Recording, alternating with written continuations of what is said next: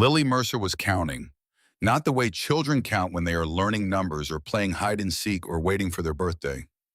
Lily Mercer was counting landmarks: courthouse, post office, hardware store, bank. Four landmarks between the south steps of the Harlan County Courthouse and the parking lot where a silver sedan sat with its engine running and its passenger door already open. She was 8 years old. She weighed 57 pounds. She wore a yellow dress with white buttons down the front, ironed flat that morning by a mother who believed pressing a child's clothes was an act of love so small it was almost invisible, and so constant it held the entire week together. White canvas sneakers with a small sunflower drawn on the left toe in red marker. She had drawn it herself on a rainy afternoon 2 months ago because she wanted something bright on a gray day, and because 8-year-old girls understand in ways that adults have forgotten that a single spot of color can change the whole feeling of a thing. The man holding her right wrist was named Gerald Whitmore. He was 47 years old. He wore khaki pants and a collared polo shirt the color of a clean sky. His hair was parted on the left. His shoes were brown leather, recently polished. He looked like every soccer coach, every Sunday school teacher, every safe and boring uncle who ever sat in a folding chair at a school recital and clapped too loud at the wrong moment. His grip on Lily's wrist was tight enough that the skin around his fingers had gone white. Four crescent-shaped pressure marks were forming on the back of her hand where his fingernails pressed into skin that bruised the way only a child's skin bruises easily, completely in colors that would tell a story later if anyone thought to look. He leaned down as they walked. His voice was calm, almost gentle, the way a man speaks when he has practiced a lie so many times it no longer feels like lying. "Your aunt is waiting in the car, sweetheart. We don't want to keep her waiting." Lily Mercer did not have an aunt. She knew this the way she knew her own middle name, the way she knew that her mother's shift at the courthouse records department ended at 6:15 every Thursday, the way she knew that the peach her mother brought her from the vending machine on the second floor always had a small bruise on the left side because the machine dropped them too hard. She knew it with the kind of certainty that lives in the body, not the mind. The certainty of a child who has memorized every detail of her own small life because that life is all she has and she will not let anyone rewrite it. Courthouse. That was behind her now. Post office. They were passing it. A woman in a blue cardigan was pulling envelopes from the outdoor mailbox. She did not look up. She did not see the yellow dress or the white grip marks or the way an 8-year-old girl's shoulders had gone rigid in a posture that no child should ever hold, the posture of something small that has been caught and knows it. Hardware store. Coming up on the right, a man was loading bags of mulch into a pickup truck. He glanced once in their direction, then away. His mind had already categorized what it saw. Father and daughter. Thursday afternoon, nothing worth a second look. Bank, last landmark. After the bank, there was nothing between Lily Mercer and the parking lot except 40 feet of sidewalk and 163 years of adults who had been trained carefully, thoroughly by every institution they had ever trusted to believe that a man in khaki pants with a calm voice and a child-sized hand in his grip was exactly what he appeared to be. 11 seconds. That was what Lily had calculated.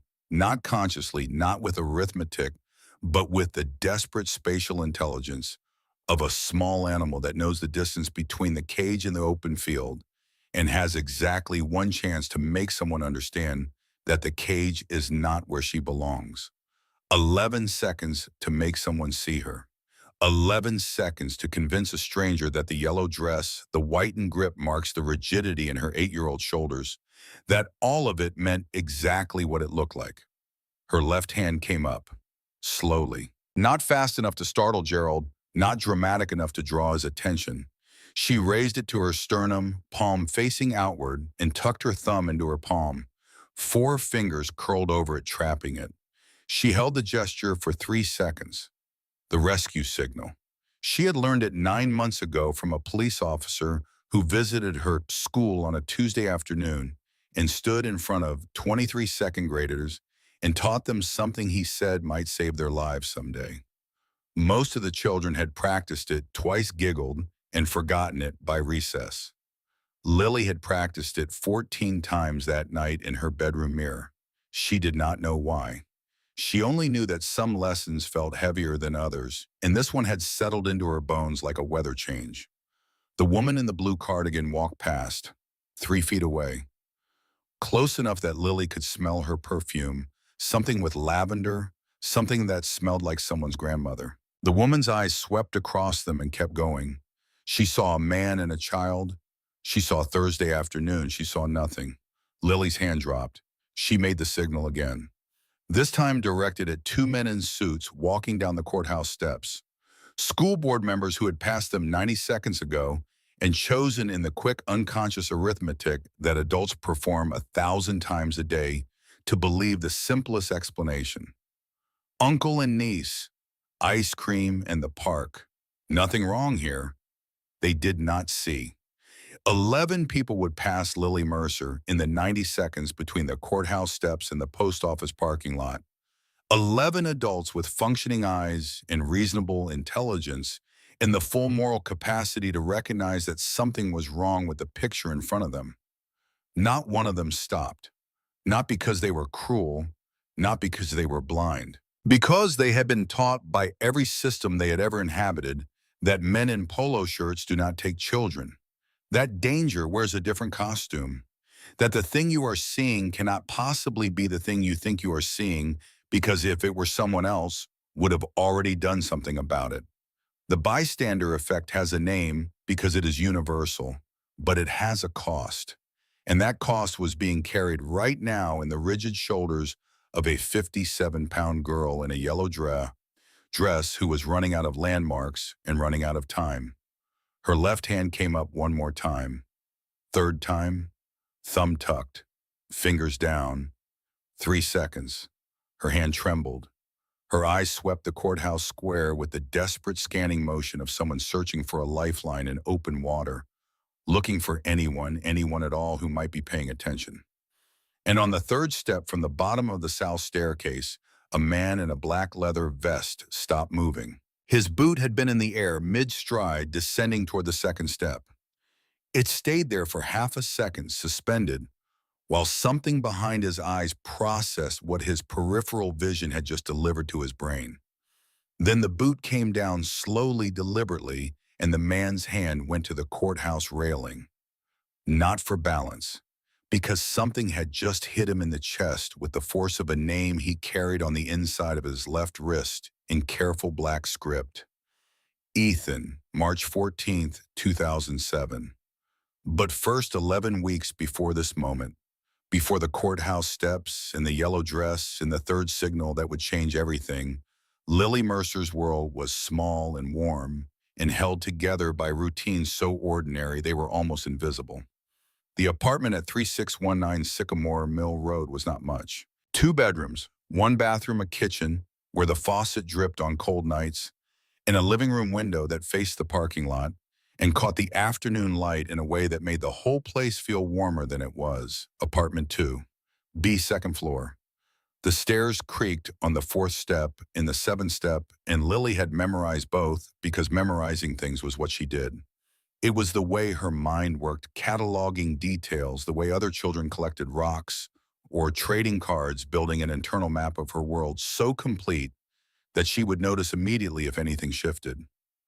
Her mother, Nora Mercer, worked in the Harlan County Courthouse Records Department, Monday through Friday, 8 to 6:15, except Thursdays when she stayed until 6:30 because Thursdays were filing days and the filing always ran late. Nora was the kind of mother who ironed her daughter's school clothes the night before, who packed lunches with a small note tucked inside the sandwich bag, who kept a jar of coins on the kitchen counter labeled Lily's College, even though the cow had held $17.40 for the past 3 months, because every other dollar went to rent, in groceries, and the check engine light that had been glowing on the dashboard of her sedan for 2 months and could not be fixed because fixing it cost $400 that did not exist. Nora earned $31,000 a year. She drove a sedan with a cracked windshield and a passenger side mirror. held on with electrical tape. She did not have savings. She did not have family nearby. She had Lily, and Lily had her.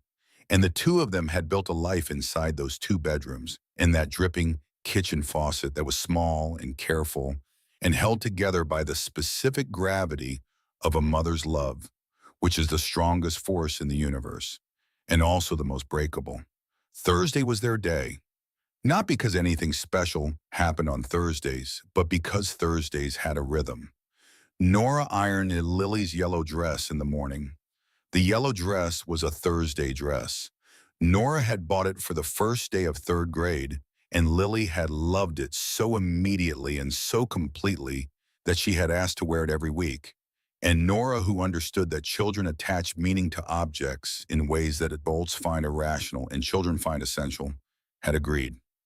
Thursday became Yellow Dress Day. After school, Lily walked to the Harlan County Community Center 4 blocks from the school, where an after-school program ran from 3 to 7 for children whose parents worked late. Lily had been going there since first grade. She knew every corner of the building, every crack in the parking lot, every face on the staff. She did her homework at the long table near the window. She drew pictures. She read books about animals and planets, and a girl detective who solved mysteries by noticing things that adults overlooked, and Lily loved those books because she understood the girl detective in a way that felt personal because Lily noticed things too. She noticed everything.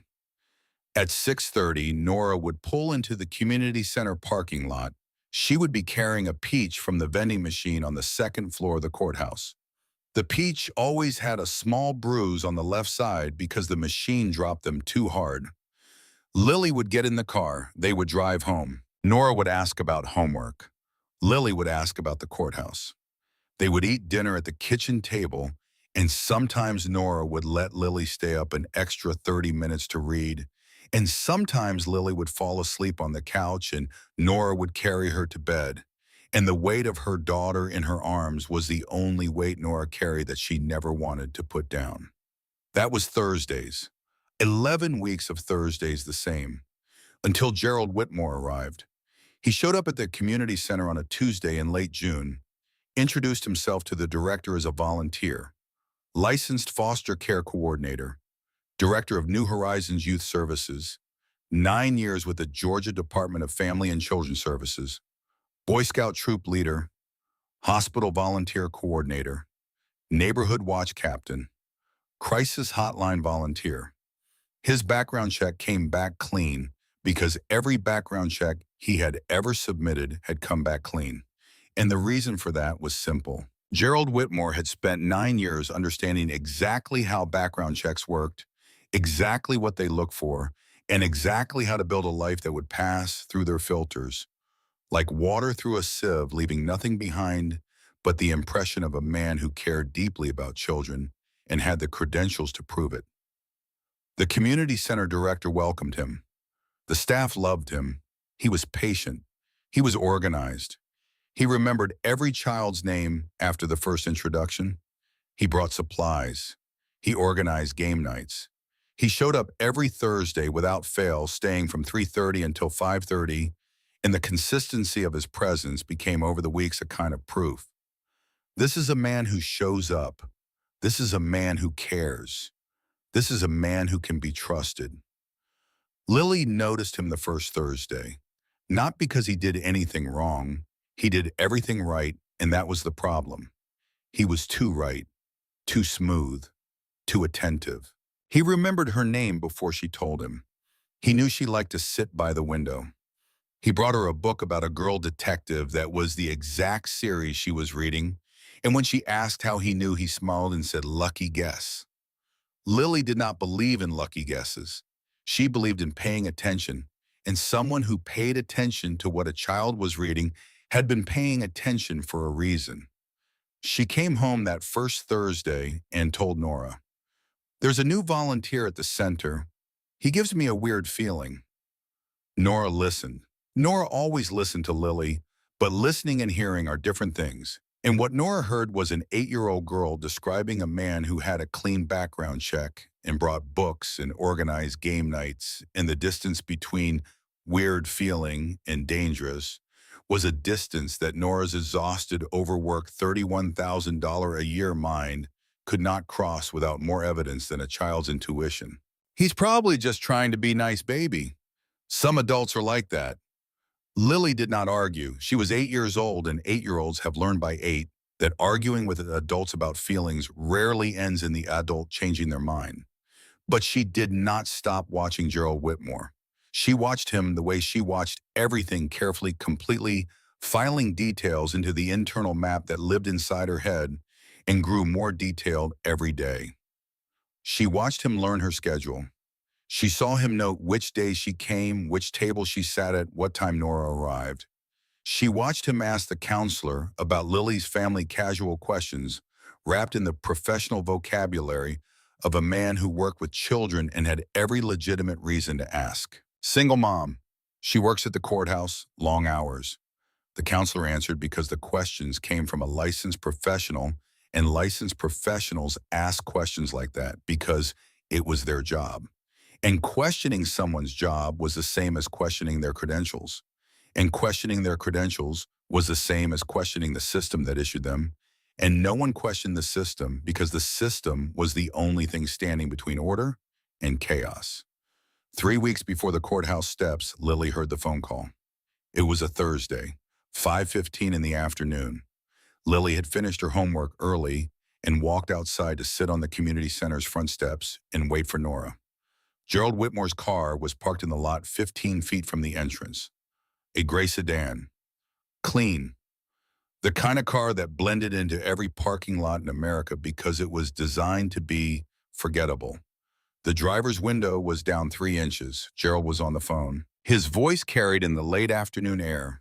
Not loud, but clear enough for a child sitting 15 feet away on concrete steps to hear every word because Gerald Whitmore had spent 9 years being careful about everything except the distance between his open window and a girl who noticed everything. The audit request came through records, he said. I know who processed it. Lily's body went still, not because she understood the words. She did not understand them. She was 8 years old, and audit requests and records departments belonged to the adult world, the world of paperwork and forms, and the specific bureaucratic language that adults used when they were talking about things that mattered in ways that children were not supposed to understand. But she understood the tone. The tone was the thing that made her hands go cold on the concrete step. The tone was flat, certain. The voice of someone who was not asking a question or solving a problem, but executing a plan that had already been decided. The voice of someone talking about another person the way you talk about a piece on a game board, something to be moved, something to be used, something that existed only in relation to the strategy you had already committed to. Gerald listened.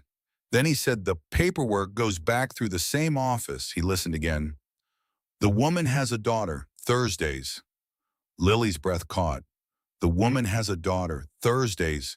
Her mother worked at the courthouse records department. Her mother processed paperwork. Her mother's daughter waited at the community center every Thursday. Then Gerald said the words that would change everything. That's why Jonah Beckett didn't go anywhere. Lily did not know who Jonah Beckett was. She did not know what the sentence meant, but she memorized it. She memorized it the way she memorized spelling words, the way she memorized the creaking steps in her apartment building, the way she memorized the details of her own small life. She repeated the words to herself that night in bed, whispering them into her pillow. She wrote them in the small notebook she kept under her pillow, the one with the sunflower sticker on the cover. She did not understand them. She only understood that Gerald Whitmore's voice when he said them had sounded like someone talking about something he had already decided. And she knew with the same body-level certainty that told her she did not have an aunt and that lucky guesses were never lucky, that whatever he had decided was bad. She tried again to tell an adult. She went to the counselor the next Thursday. She said, I heard Mr. Whitmore on the phone. He was talking about my mom. He said something about a daughter on Thursdays. The counselor looked at her with the patient expression of an overworked woman managing 23 children with 2 staff members and a budget that could not cover both new art supplies and a functioning air conditioner. Honey, Mr. Whitmore is a licensed professional. He works with DFCS. He probably knows a lot of parents in the community. I'm sure it was nothing. Lily understood. She was 8 years old and she understood that she had been weighed against a credential and found lighter. That her instincts, her memory, her careful observation had been placed on one side of a scale, and a background check and a professional title had been placed on the other, and the scale had tipped the way it always tipped toward the adult, toward the system, toward the version of reality that required the least effort to believe. She stopped trying to tell adults. Instead, she practiced the rescue signal. 14 times in her bedroom mirror, the same way she had practiced it 9 months ago when the police officer taught it. Thumb tucked into palm, 4 fingers over, hold for 3 seconds.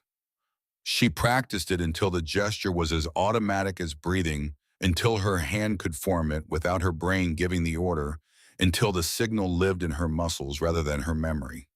And she waited. Because Lily Mercer was 8 years old, and she had learned in the 11 weeks since Gerald Whitmore had arrived at the community center that the world was divided into 2 kinds of adults. Adults who listened to children and adults who listened to credentials.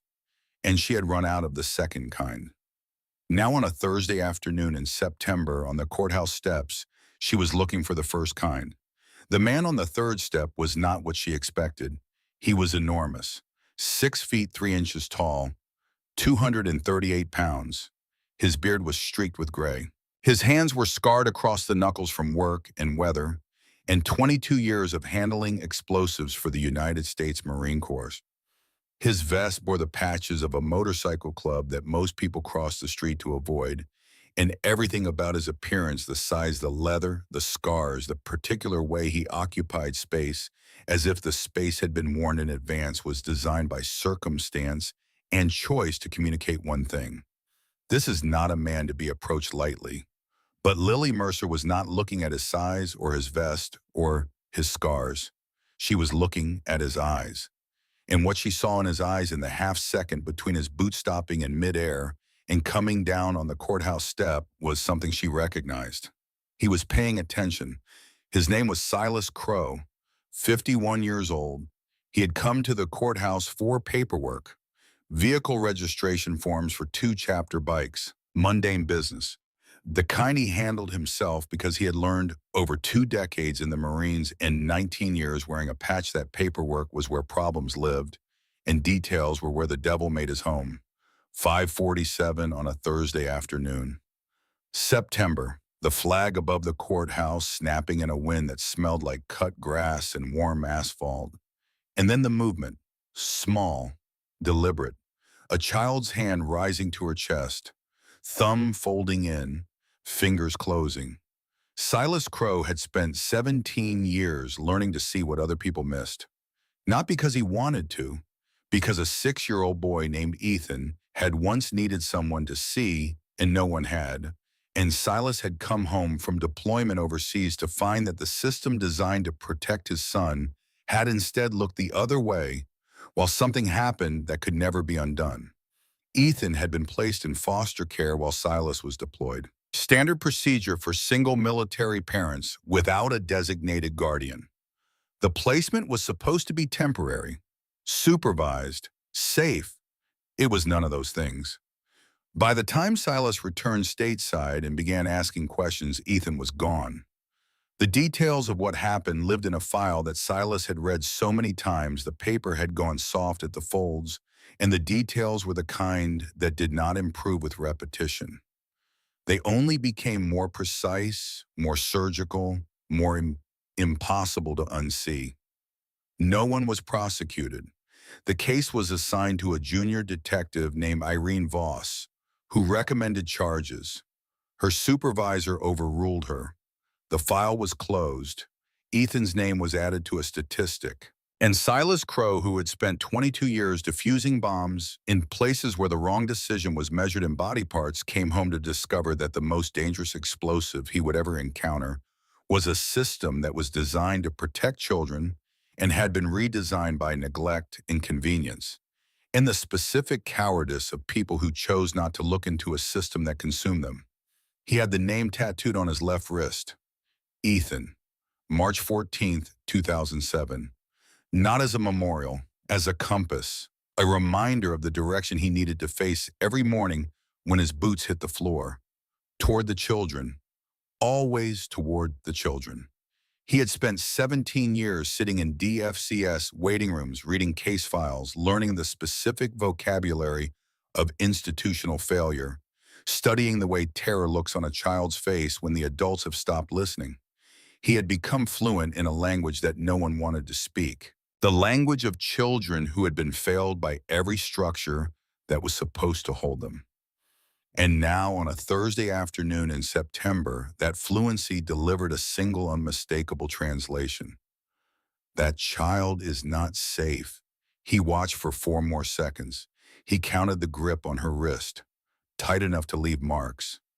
He counted the rigidity in her shoulders, the way an 8-year-old should never walk. He counted the way her head turned fractionally, sweeping the courthouse square like a searchlight looking for shore.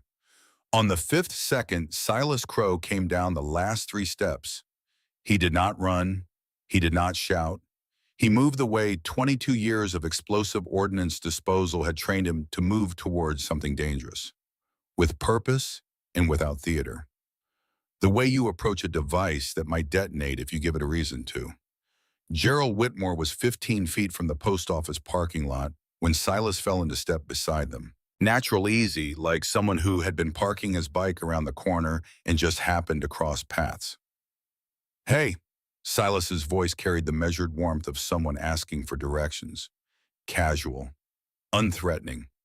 The voice of a man who understood that the next 30 seconds would determine whether this child walked away safe or disappeared into a silver sedan in a future that no one would be able to find her in. "That's your little girl." Gerald Whitmore's head turned. His smile went up. Practiced fluid, the smile of someone who had answered this question before, and had an answer so polished it arrived before his brain finished processing the question.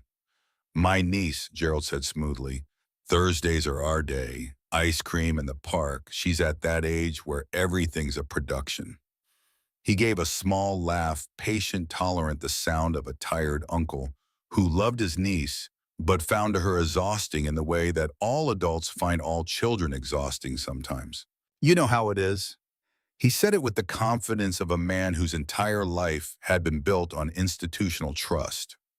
9 years as a licensed foster care coordinator, director of New Horizons Youth Services, Boy Scout troop leader, hospital volunteer coordinator, neighborhood watch captain, crisis hotline volunteer. Every credential designed to make people stop asking their questions and start believing answers. The kind of line that worked on teachers, on social workers, on the 2 school board members who had walked past 90 seconds ago and chosen to believe it. But Silas Crow was not a teacher. He was not a social worker. He was not a school board member. He was a man who had buried a 6-year-old boy and spent 17 years learning the exact dimensions of institutional failure. And he was looking at this child's eyes right now, and what he saw in them was something he recognized the way you recognize your own name spoken in a crowded room. Terror. The specific, exhausted terror of a child who has tried to tell the truth and been overruled by credentials, who has trusted her instincts and been told she was wrong, who has done everything right and been failed by every adult in her orbit, and is now making one last attempt to be seen by a stranger because there is literally no one else left to ask. "I see you, sweetheart," Silas said quietly, dropping his voice so only she could hear it. "I see your signal." Lily Mercer's eyes filled. She did not cry, but her left hand, the one Gerald was not gripping, came up again slower this time and pressed flat against her chest. Not the signal, just her palm over her heart like she was checking to make sure it was still beating. Silas looked at the name tattooed on the inside of his left wrist. Lily followed his gaze. She did not know who Ethan was. She did not know what had happened to him or why his name was written there in careful black letters or what it cost this man to carry that name every day in a place where he could never stop seeing it. But she understood with the intuition that belongs only to children who have been forced to grow up too fast that this man had carried something heavy for a very long time. She decided to trust the weight. "He's not my uncle," Lily whispered. "I don't know him." Silas's jaw tightened. His expression did not change, but something behind his eyes locked into place. He said, "My mom sent him to pick me up from the community center." Lily continued, her voice barely audible above the flagpole rope snapping in the September wind. "She didn't. My mom picks me up every Thursday at 6:30 after her courthouse shift ends. She's never late. She always brings me a peach from the vending machine. She didn't send it anybody." Gerald Whitmore's smile had gone rigid at the edges. The practice warmth was still there, but underneath it, something was recalculating. The mathematics of a man who had been running this equation for 9 years and had never before encountered a variable he could not control. "I tried to tell the counselor 3 weeks ago," Lily said. "He gave me a weird feeling. She said he's a nice man. He volunteers every Thursday. He knows my mom's name. He knows where she works. He knew I'd be waiting." Her voice cracked. A small fracture in the careful control she had been maintaining for 11 minutes, the sound of something that had been held too tightly finally being allowed to break. Silas looked at Gerald Whitmore. "I've seen enough kids this age to know what scared looks like." He said, his tone still conversational, but with something underneath now, something that Gerald's survival instincts were beginning to register as a problem. "And your niece here is as scared as any child I've ever seen." He let that sit for 2 seconds. "So I'm going to ask you one more time, and I need you to think real careful about your answer. Is this your niece?" Gerald's hand tightened reflexively toward Lily's wrist. A flash of calculation crossed his face. The math of a man trying to decide if the person in front of him knew enough to be dangerous or just enough to be annoying. "I don't know what you think you saw," Gerald said, his voice dropping the warmth, now letting something harder show through. "But you need to step back before this becomes a legal issue. I'm a licensed foster care coordinator. This child is in my care and you're interfering with—" "With what?" Silas interrupted. His voice had not risen. It had gotten quieter. The kind of quiet that pulled the edges of the world inward until there was nothing left except two men and a child and a question that only one of them was going to answer honestly. "With you walking her to a car she doesn't want to get into. With you gripping her wrist hard enough to leave marks. With you moving toward that parking lot like a man who's got somewhere to be before someone starts asking questions." Lily made a small sound. Not a word. Just a broken exhale, the kind of sound a child makes when the thing they have been holding finally cracks, and Silas felt it land in his chest like something physical. He knelt, right there on the sidewalk, 3 feet from the post office parking lot, in front of 11 people who were still walking past like nothing was happening. He went down to Lily's level and held out his left hand palm up the inside of his wrist, facing her. The name Ethan, in careful script, faced the afternoon light. "You did everything right," Silas said, his voice impossibly gentle for a man his size, impossibly steady for a man whose blood had turned to ice. "That signal you made, that's why I'm standing here. Nobody's taking you anywhere, you hear me?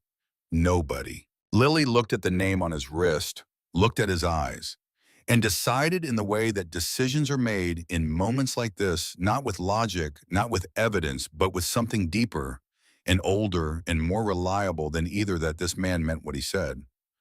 "3 weeks ago," Lily said, and her voice changed.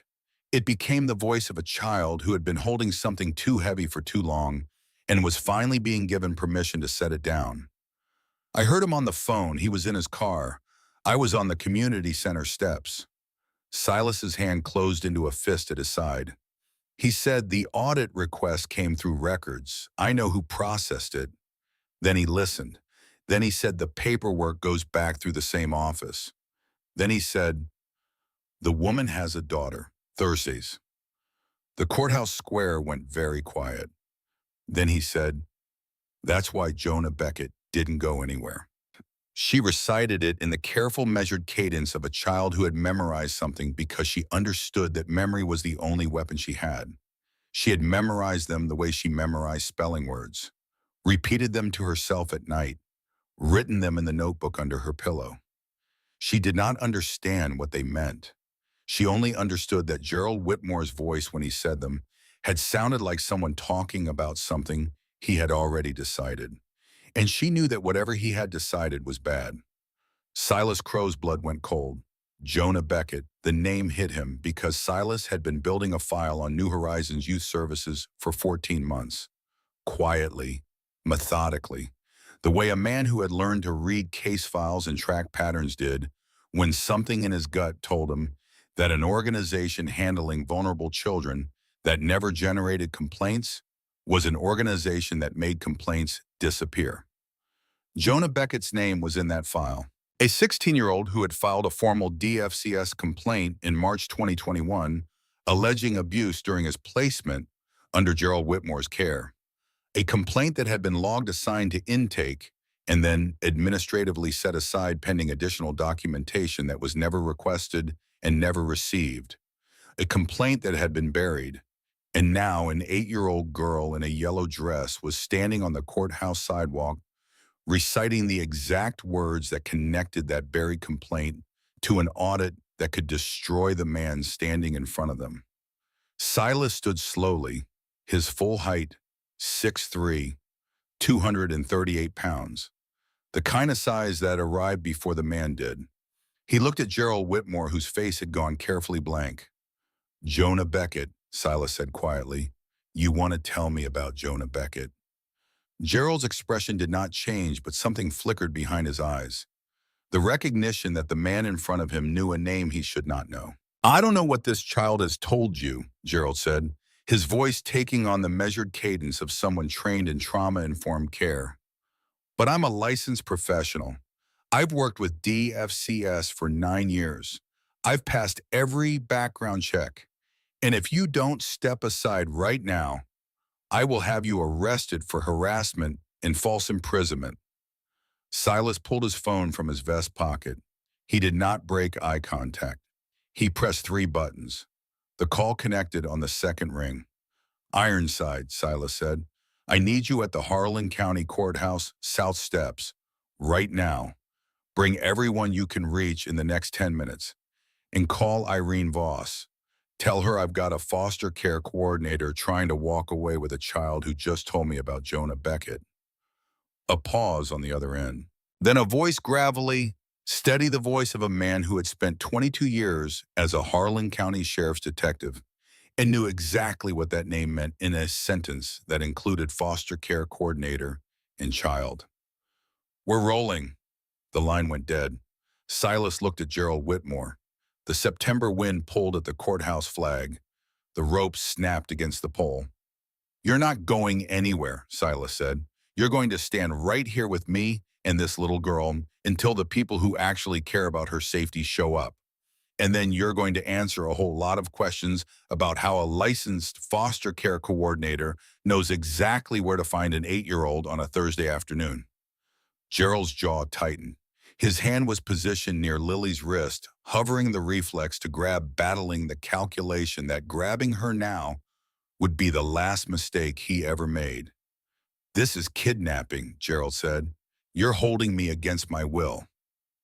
That's a felony." "You're welcome to call your attorney," Silas said evenly.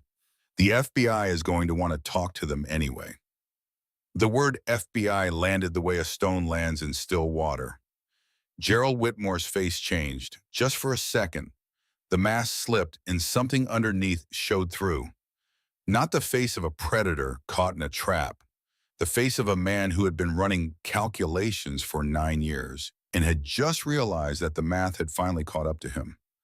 Not because the system found him, not because an audit flagged him, not because a detective followed the evidence, because an 8-year-old girl in a yellow dress had memorized a phone conversation and repeated it to the one person in Harlan County, Georgia, who knew what the name Jonah Beckett meant. Lily pulled. Not hard, not dramatically, just a small testing tug, the movement of a child who had been holding still for 11 minutes and was now starting to believe she might not have to anymore. Gerald's hand moved reflexively toward her wrist, but his fingers closed on air. Because Lily had already stepped back one step too, putting Silas between herself and the man who had been walking her toward a silver sedan.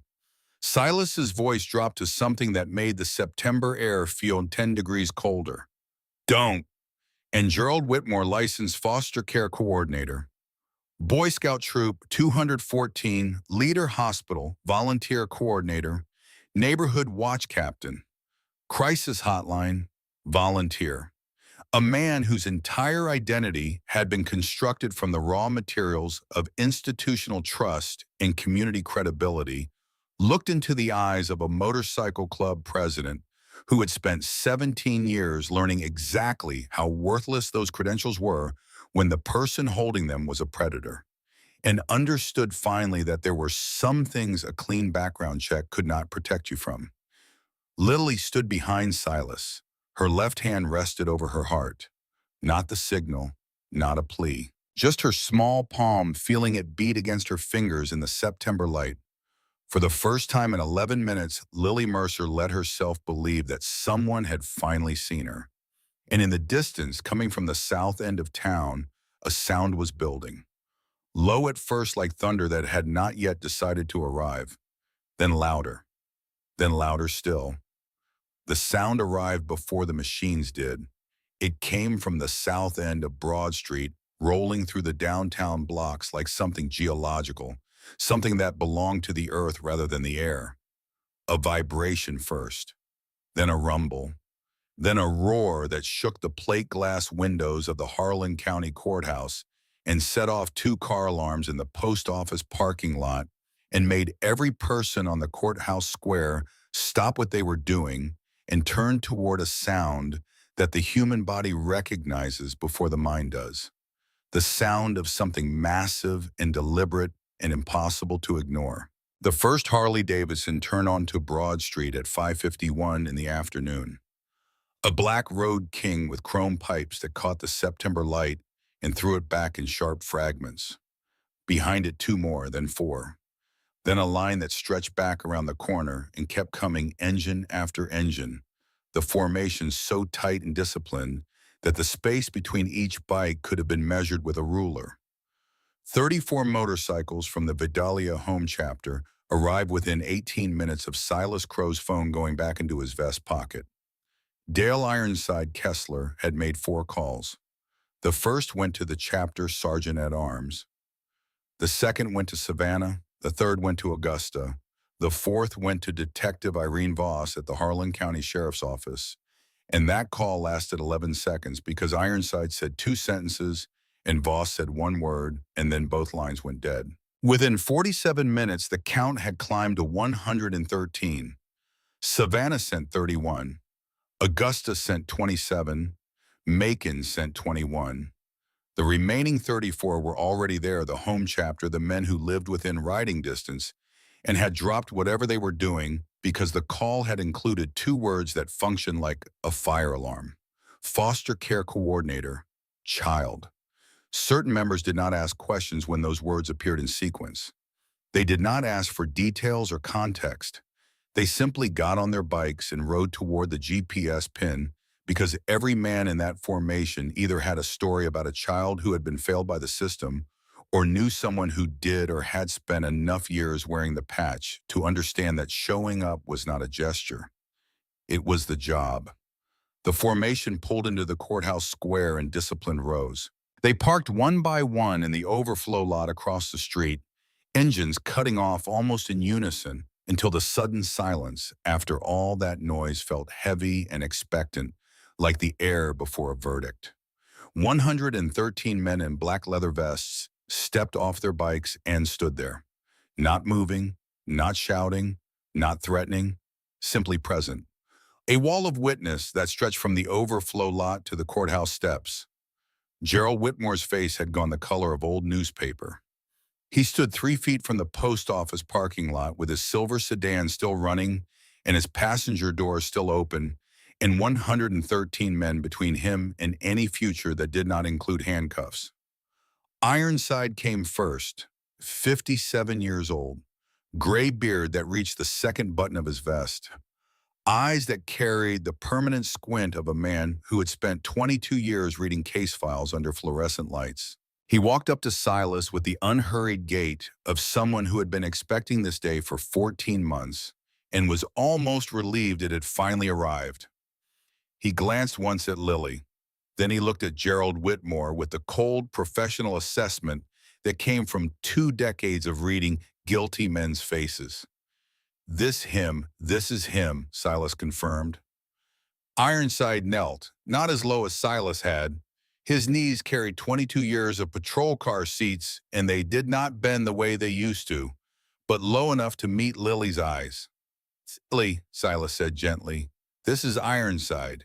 He used to be a detective. He's going to help make sure you get home safe. Ironside's voice was steady and present, the vocal equivalent of a hand held out, palm up offering without demanding. Sweetheart, he said, I need to ask you some questions. Is that okay? Lily nodded. Her hand was still against her chest. The man who was holding your wrist, you said he told you your mom sent him. Did your mom actually send him? No, Lily's voice was stronger now. The presence of 113 men standing in disciplined silence had not removed her fear.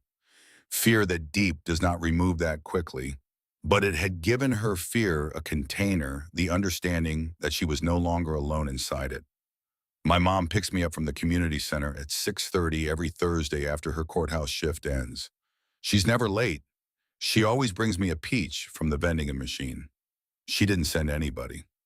Ironside pulled a small notebook from his vest pocket, worn soft at the edges, filled with 14 months of notes in handwriting so small it looked like code. You said you heard him on the phone 3 weeks ago. Can you tell me exactly what he said? Lily closed her eyes. When she spoke, the words came out in the cadence of a child who had memorized something, because she understood that memory was the only weapon she had. He said the audit request came through records. I know who processed it. Then he listened. Then he said the paperwork goes back through the same office. Then he said the woman has a daughter. Thursday. She opened her eyes. Then he said, that's why Jonah Beckett didn't go anywhere. The courthouse square went silent. 113 men in leather vests, and not one of them made a sound. Ironside looked up at Silas. Something passed between them. The understanding that what this child had just recited was not the confused fragment of a frightened imagination. It was the precise language of a man discussing how to neutralize an institutional threat by targeting the family member of the person processing his audit paperwork. Nora Mercer's child. Ironside stood. He turned to Gerald Whitmore, whose face was arranged in the careful blankness of a man whose entire professional training had been designed for moments exactly like this. Gerald Whitmore, Ironside said quietly, licensed foster care coordinator, director of New Horizons Youth Services. I know who you are. I know what you do. And I've known for about 14 months that something in your case files doesn't sit right. He took one step forward. Now I know why. Gerald's mouth opened, closed. The charm offensive was visibly calibrating, trying to find the right angle. I don't know what this child thinks she heard. Gerald started his voice, taking on the patient tone of a professional, explaining a misunderstanding. Jonah Beckett, Ironside interrupted, 16 years old when he filed a formal complaint with DFCS in March 2021. The complaint alleged abuse during his placement under your care. It was logged assigned to intake and then set aside pending additional documentation. That documentation was never requested. The complaint was never investigated. He let that sit.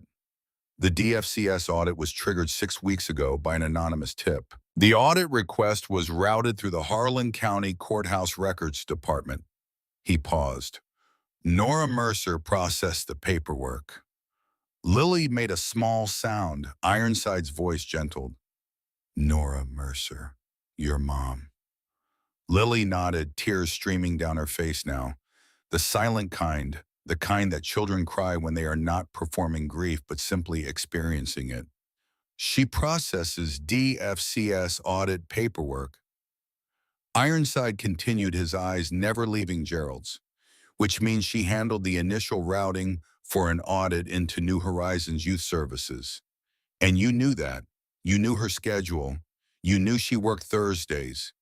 You knew her daughter waited at the community center until 6:30. He took another step forward. You targeted an 8-year-old child because her mother processed paperwork that could destroy you. Then a voice cut through the quiet.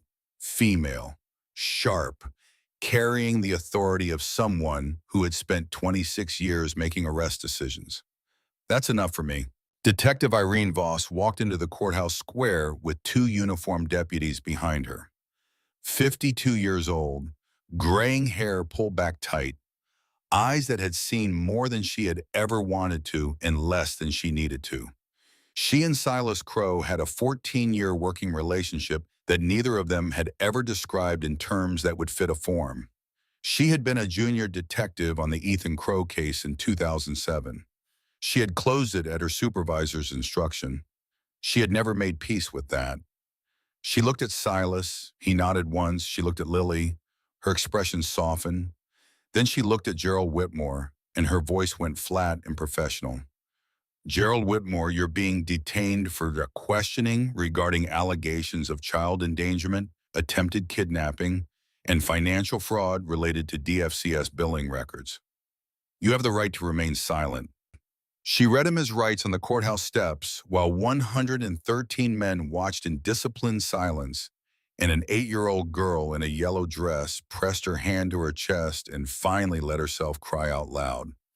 Gerald Whitmore was placed in the back of a patrol car at 6:14 in the evening, his hands cuffed behind his back, his frameless glasses sitting crooked on his face. The drive to the Harlan County Sheriff's Office took 7 minutes. He spent 6 of them staring out the window at the line of motorcycles following 3 car lengths behind, maintaining perfect formation, engines rumbling like a promise that none of this was over yet. At 6:22, while Gerald was being processed into holding, Lily sat in the courthouse annex conference room with a victim advocate, a glass of water she had not touched, in a chair that was too big for her. The victim advocate, a woman named Carlene who had been doing this work for 11 years and still had not learned how to do it without crying afterwards, sat across from her and asked if she needed anything. Lily shook her head. She was waiting for one thing and one thing only. At 6:29, Nora Mercer's sedan skidded into the courthouse parking lot at a speed that left rubber on the asphalt. She had run 4 red lights. She had received a call from Detective Voss containing 9 words. Your daughter is safe. Come to the courthouse now. She arrived to find Lily in the conference room, surrounded by people she did not know, in a building she worked in every day, but had never seen from this angle, the angle of a mother who had almost lost her child in the place where she processed paperwork. Nora dropped to her knees and held Lily so tightly the girl's ribs ached. And for the first time in 11 weeks since the day Gerald Whitmore had started volunteering at the community center, and Lily had come home saying a new helper gave her a weird feeling, Nora Mercer let herself believe her daughter's instincts over a man's credentials. I should have listened, Nora whispered into Lily's hair. Baby, I should have listened. You're listening now, Lily said. And somehow that was enough. Silas stood outside the conference room with Ironside watching through the small window in the door as mother and daughter sat together. He did not go in. This was not his moment.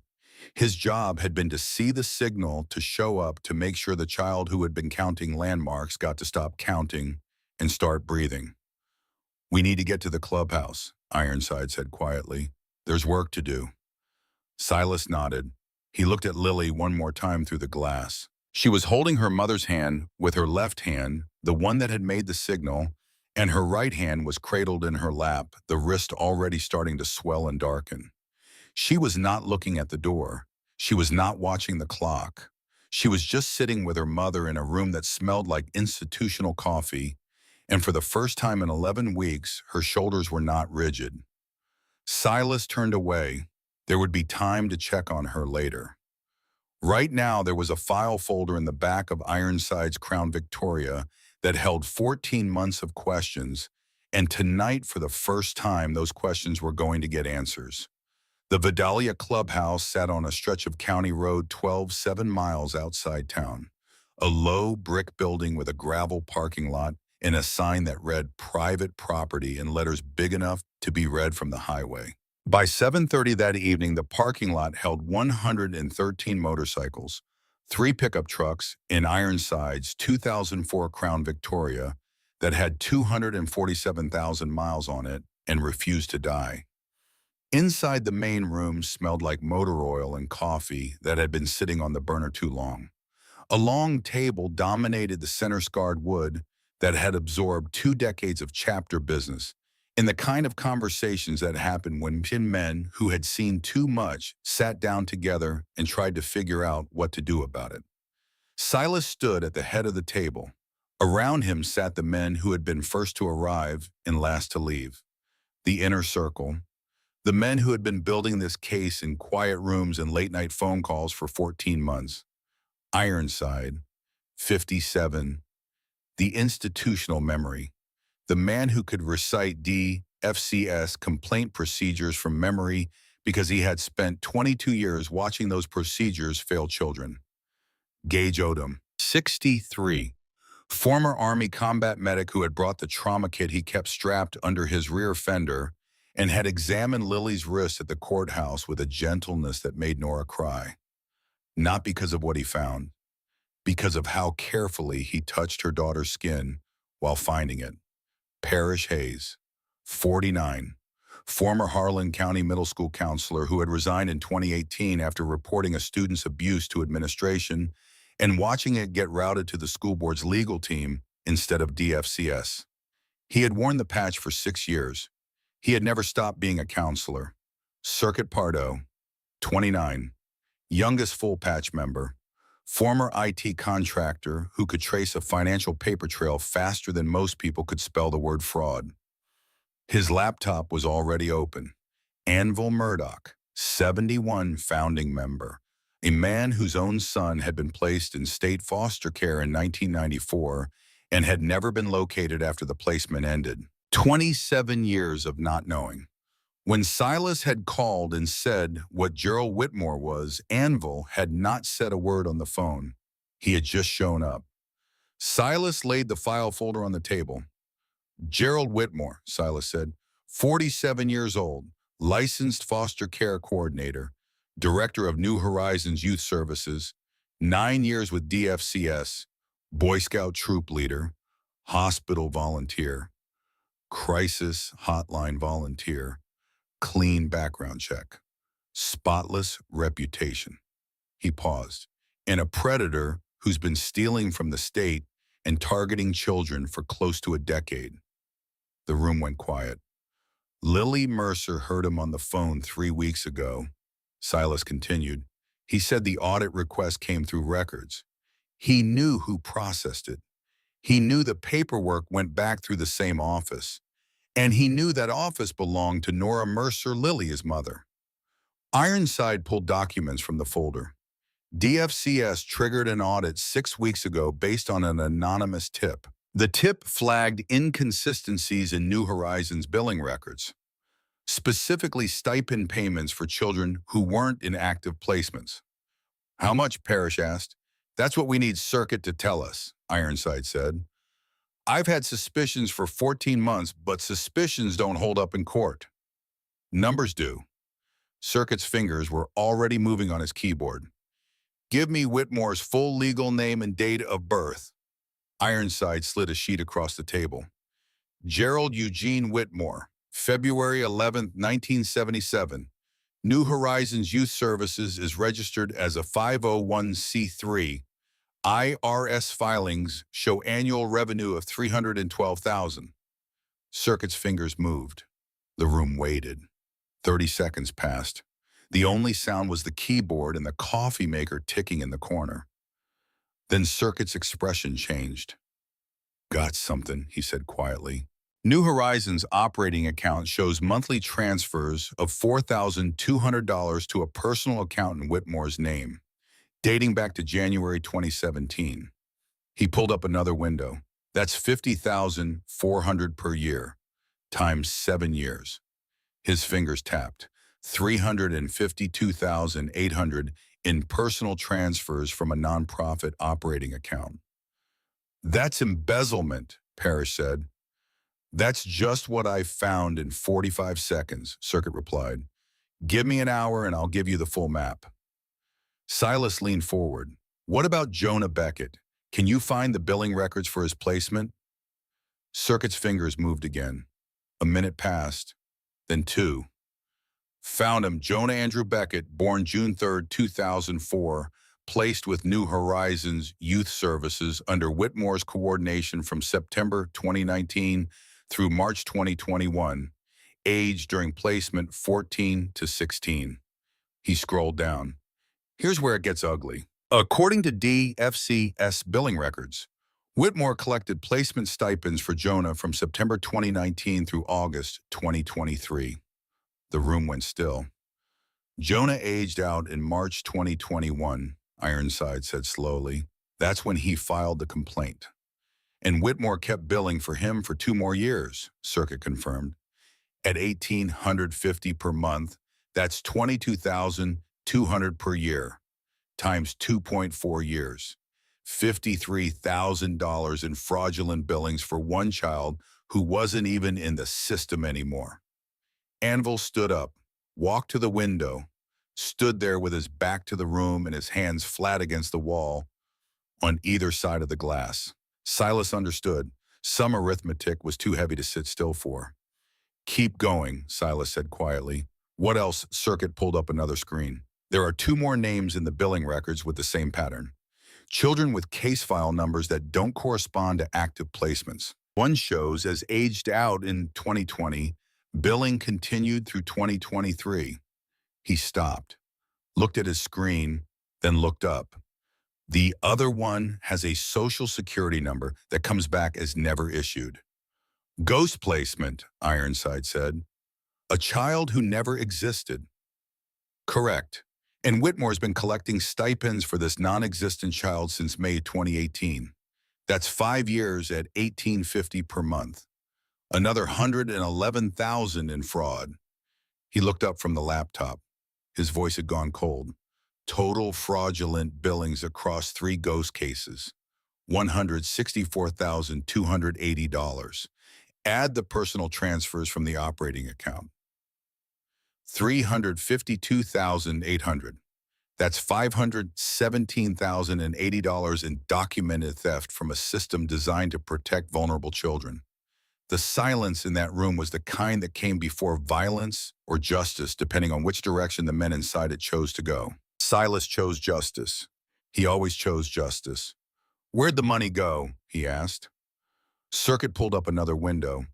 Bank records show several large purchases. A 2021 Airstream trailer, 27-foot purchase for $83,700. Registered to Whitmore's brother's address in Statesboro. He scrolled. 3.4 acres of undeveloped land on the Altamaha River. Purchased under a shell LLC called Riverbend Holdings. Purchase price $71,400. The LLC's registered agent is Gerald Whitmore. What else? 6 years of annual membership dues and green fees at Vidalia Country Club. Total $43,800. Circuit looked up. He stole from children who had nothing, and he spent it on a trailer land and golf. Anvil turned from the window. His face was carved from something harder than stone. How much does Lily's family have? Ironside checked his notes. Nora Mercer's checking account Jane holds $1,740. No savings, no family nearby. And Whitmore's documented net worth, approximately $2.1 million, Circuit said, including the fraudulent assets. Anvil nodded once. Then we take it all back. At 8:47 that evening, Silas's phone rang. Unknown number. Mr. Crow, a woman's voice, nervous. The kind of nervous that has been building for 3 years and has finally reached the point where holding it costs more than releasing it. My name is Ruth Calloway. I used to work for DFCS. I heard about what happened today. I need to talk to someone. Silas's eyes met Ironside's across the table. I'm listening. Not on the phone, Ruth said. There's a Waffle House on Highway 280. I'll be there in 20 minutes. I'll be there in 15, Silas said. Ruth Calloway was 71 years old. She sat in a booth at the back of the Waffle House with a cold cup of coffee she had not touched and an envelope she kept picking up and setting down the reflexive movement of someone who had been carrying something for 3 years and could not decide whether putting it down would feel like relief or confession. Silas slid into the booth across from her. Ironside stood by the door, giving the witness space and silence. Thank you for coming, Ruth said. Her hand shook. I've been carrying this for 3 years. I didn't know how to. Start at the beginning, Silas said gently. Ruth nodded. She slid the envelope across the table. Her fingers stayed on it for a moment, pressing down as if she were saying goodbye to something she had held for 1,000 days. March 17th, 2021. Jonah Beckett filed a formal complaint with DFCS alleging abuse during his placement under Gerald Whitmore's care. I was the intake supervisor who received it. She paused. The complaint was detailed, specific. It included dates, incidents, witnesses. That boy sat in my office for 45 minutes and wrote 14 pages in block letters, but so careful you would think he was carving them in stone. He was 16 years old and he wrote like a man filing a legal brief because somewhere in his life someone had told him that if you want anyone to believe you, you have to make the words so clear they can't pretend they didn't understand. Her voice broke. My supervisor at the time was Philip Stratton. When I brought Jonah's complaint to him, he told me to set it aside, said it needed additional documentation before we could proceed. I asked what documentation. He said he'd let me know. He never did. Silas waited. 2 weeks later, Whitmore came to the office, had a meeting with Stratton behind closed doors. An hour. When Whitmore left, Stratton called me in and told me Jonah's complaint had been resolved internally. Said Jonah had emotional issues, a history of fabrication. Said the complaint wasn't credible. Ruth's hands flattened on the table. I knew it was credible. I'd read it. I'd seen Jonah's face when he filed it. That boy was telling the truth. I've been doing intake for 19 years, and I know what truth looks like when it's sitting across from me. Why didn't you push back? Silas asked. Not accusing, just asking.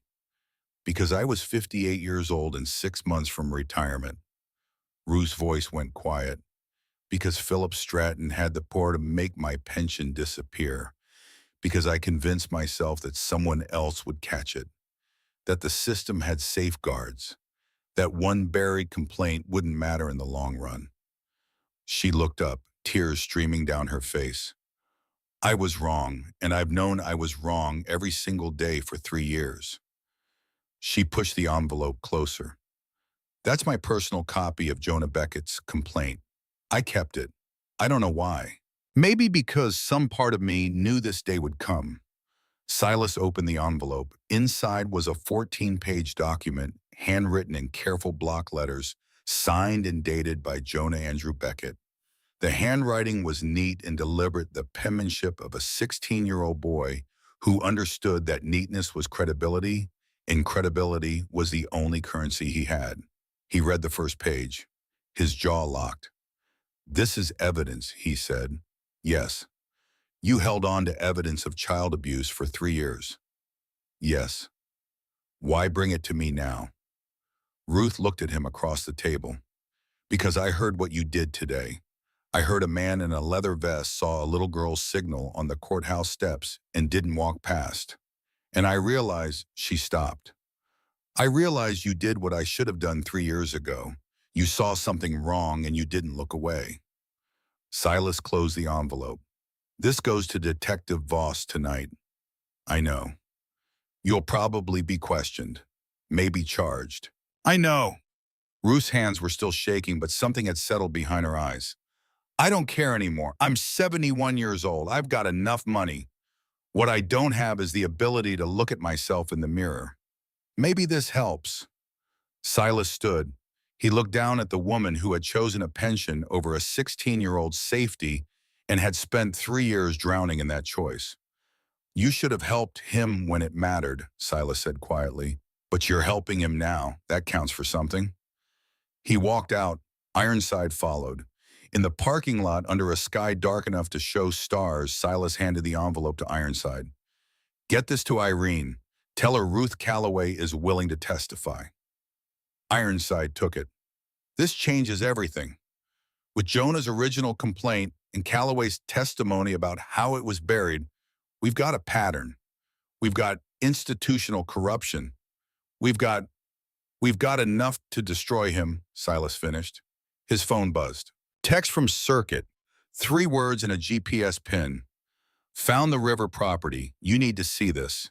The 3.4 acres on the Altamaha River sat at the end of a dirt road that turned to mud when it rained and served no purpose that any reasonable person would call legitimate.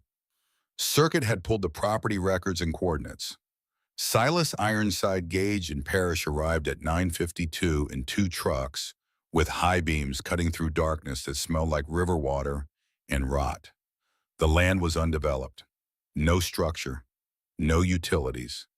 Just 3.5 acres of overgrown scrub brush and a small clearing near the water where someone had set up a fire ring made of river stones arranged too carefully, too symmetrically. The pattern of someone who needed to find the same spot again in the dark. Why buy land and leave it empty? Parrish asked. You don't, Ironside said.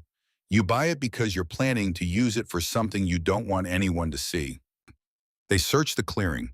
Gage found it first.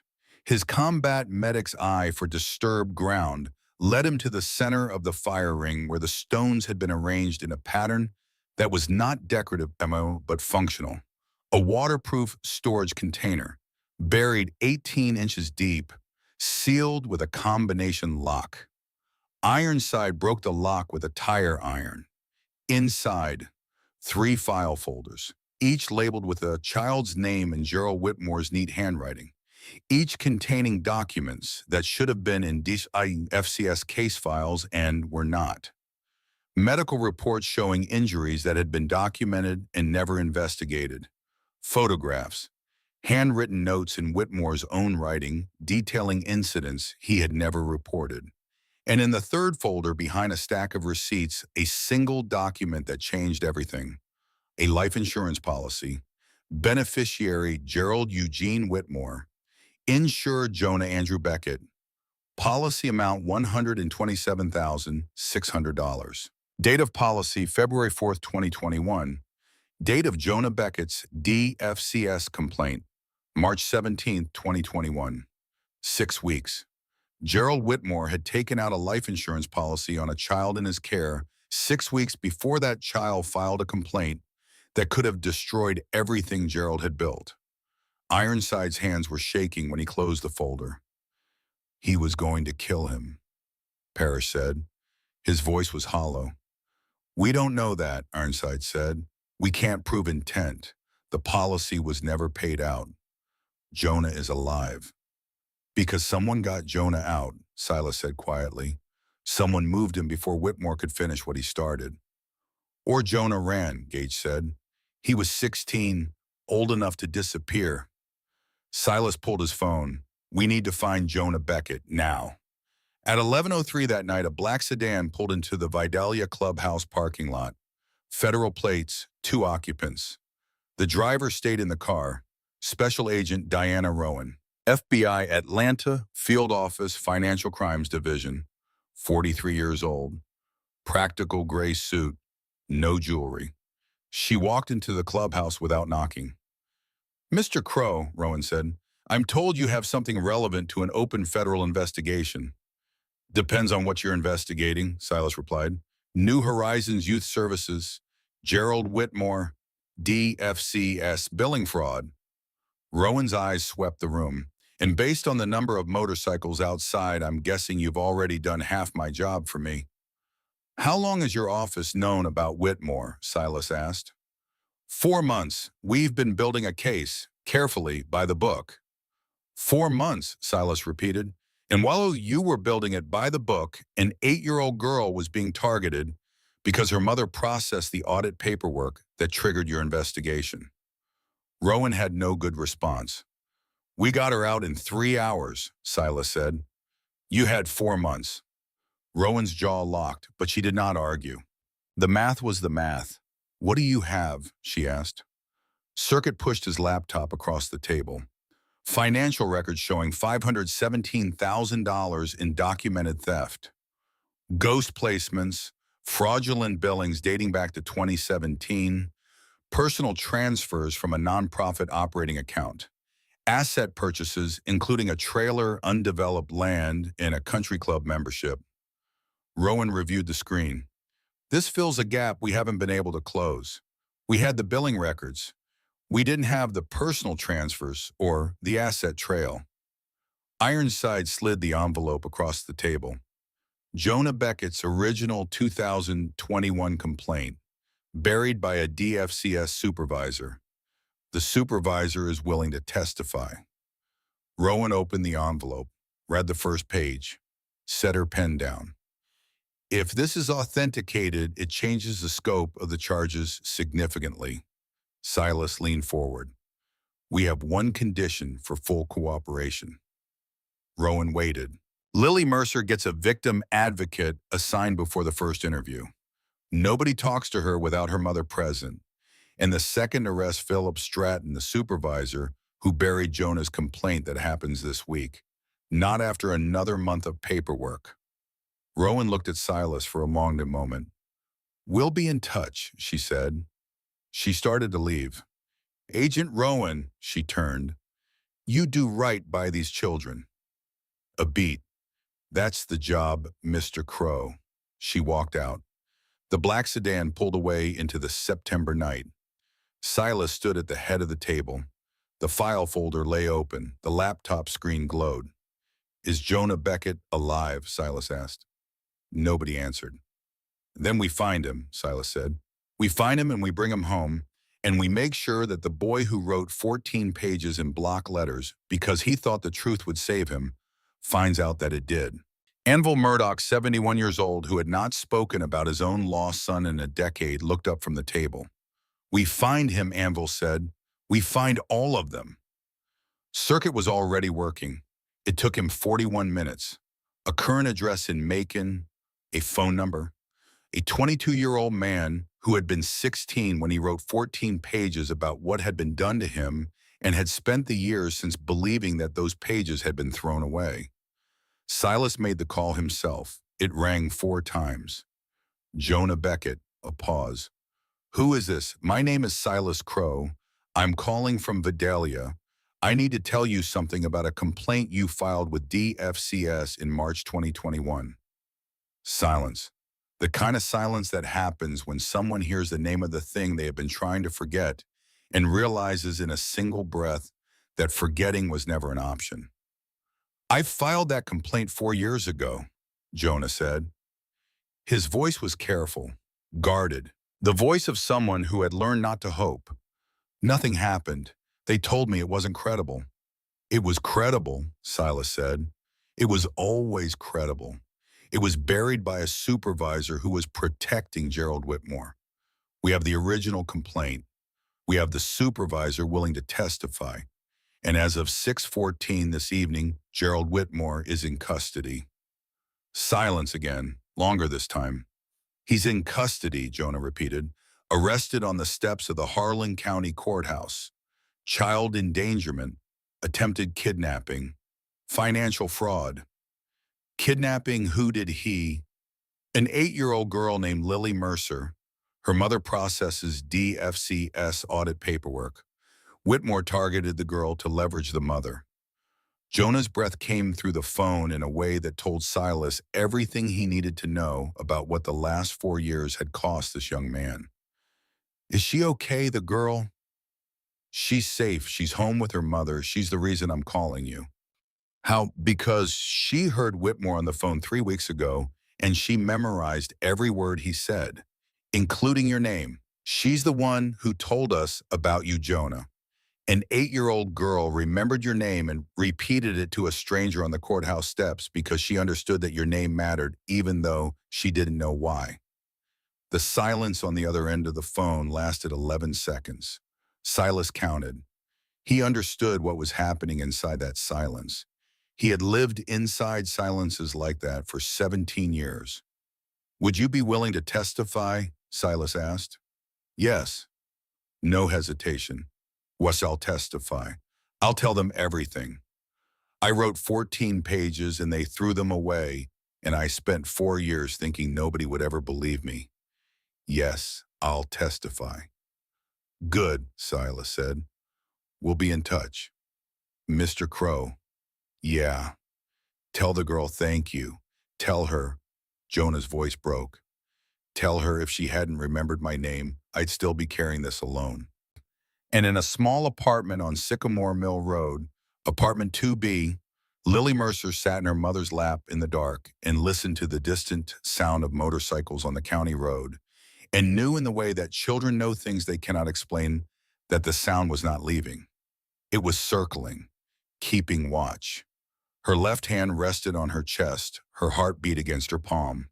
Steady now, not racing, not frozen, just beating the way hearts beat when they have been given permission to trust again. Friday morning came the way mornings come after the worst night of your life. Slowly, too bright, full of sounds that seemed to belong to a world that had not been paying attention to what you just survived. A lawnmower hummed somewhere on the next block. A dog barked at nothing.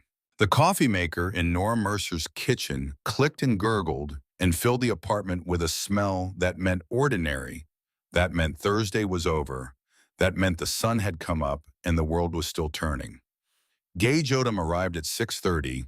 He parked his bike at the curb outside 3619 Sycamore Mill Road and walked up to apartment 2B, carrying a trauma kit in one hand and a plastic bag from the gas station in the other.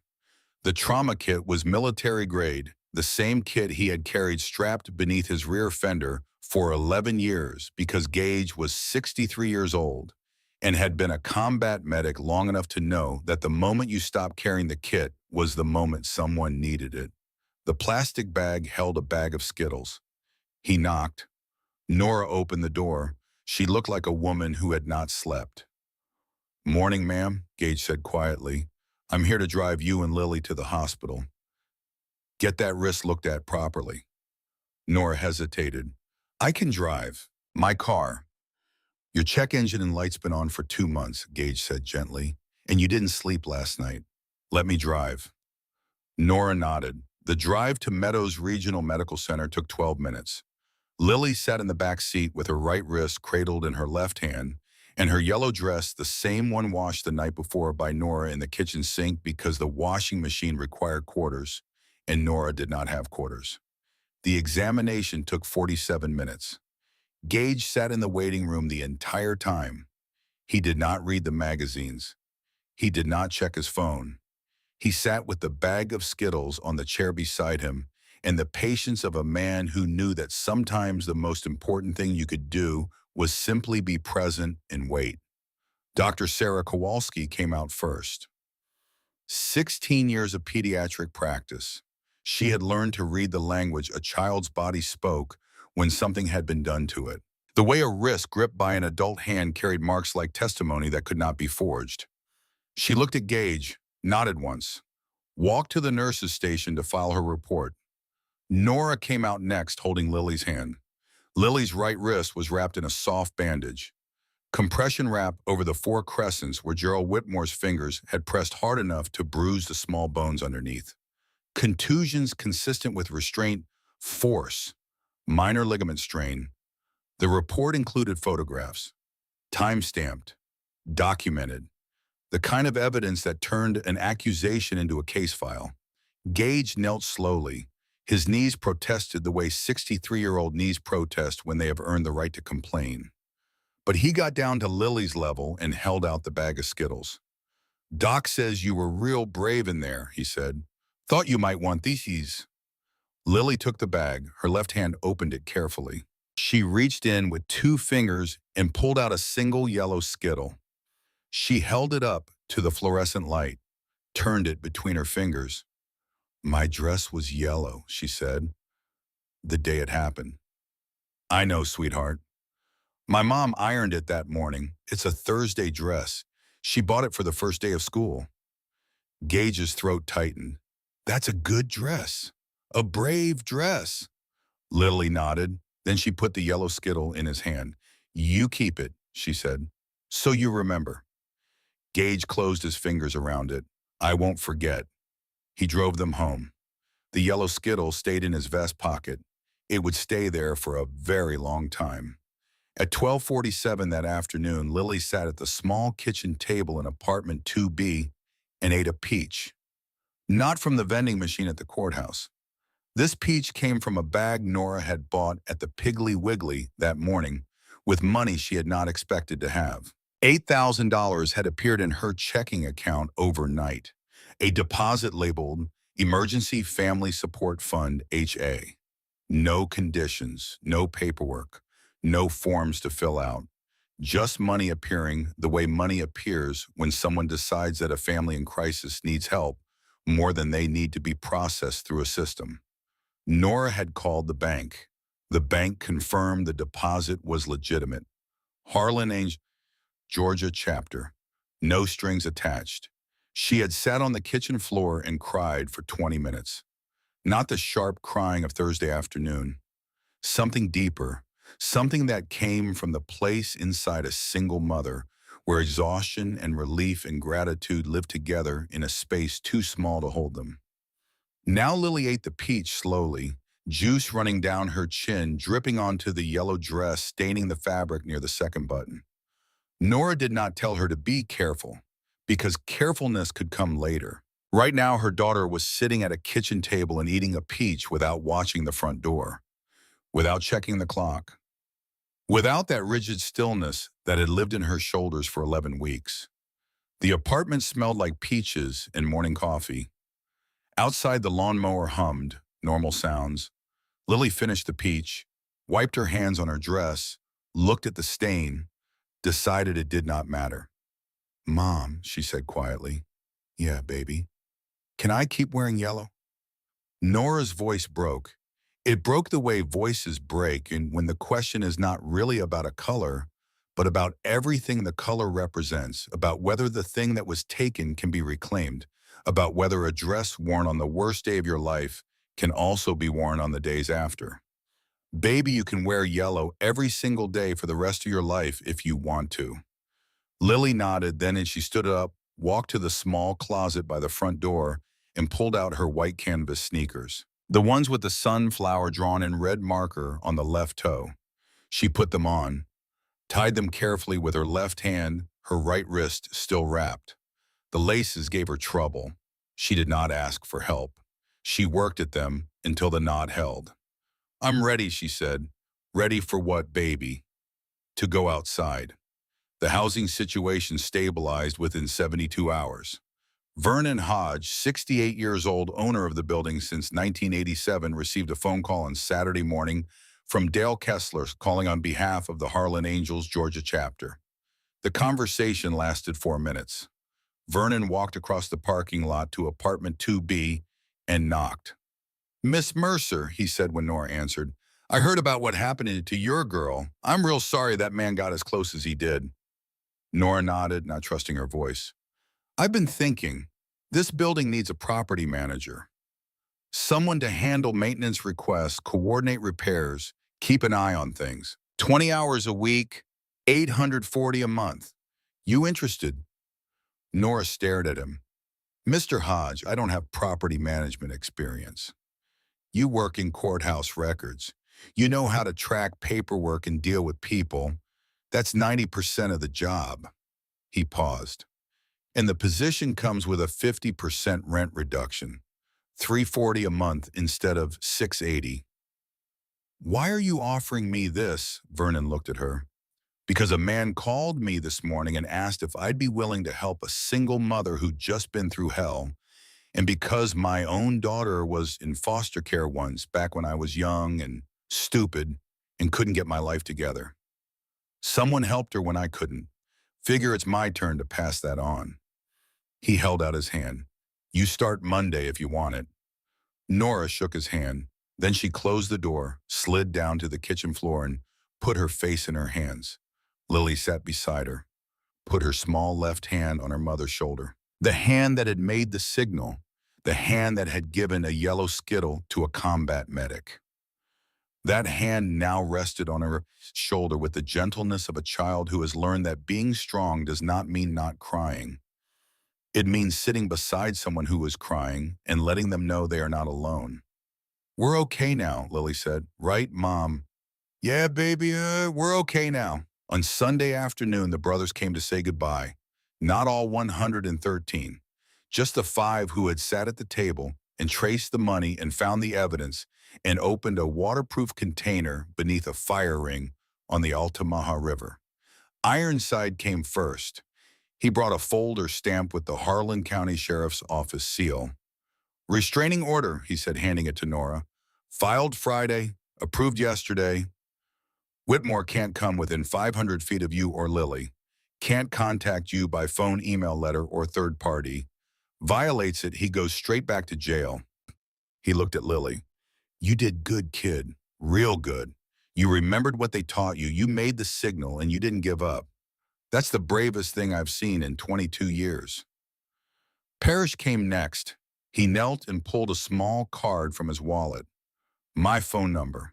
You ever need to talk to someone who gets it, someone who knows what it's like when adults don't listen the first time you call me. Anytime. Lily took the card. You're a counselor.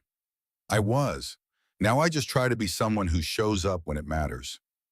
Circuit brought his laptop, sat next to Lily at the kitchen table, and showed her the financial trail he had mapped. Not the numbers that would be entered into evidence, just the concept. How money left a trail, how numbers told stories, how even people who thought they had covered every track left evidence behind. You're good at remembering things, he said. That phone call you heard, you remembered it word for word. That's a skill. Don't lose it. Lily nodded seriously. I won't. Anvil stood in the doorway. He did not come in, did not sit down. He stood there with his 71-year-old frame filling the door frame and his eyes focused on a girl who had been found in time. You're safe now, he said. Just that. 2 words that contained everything he could not say about the boy who had been taken from him in 1994, in the 30 years he had spent wondering. It was enough. Silas came last. He stood in the doorway with the afternoon light behind him and an envelope in his hand. This goes to the FBI tomorrow, Silas said, but I wanted you to see it first. Wanted you to know that what you heard that phone call 3 weeks ago, that's what broke this whole thing open. He handed the envelope to Nora. Then he looked at Lily. Jonah Beckett is alive, Silas said. We found him Thursday night. He's 22 now, living in Macon. He's agreed to testify. Nora's hand went to her mouth. He said to tell you thank you, Silas continued looking at Lily.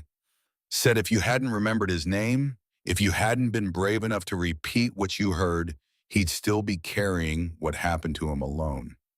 Lily stood very still in the living room of apartment 2B in her yellow dress with a peach stain near the second button and her white sneakers with the sunflower on the left toe and her right wrist still wrapped.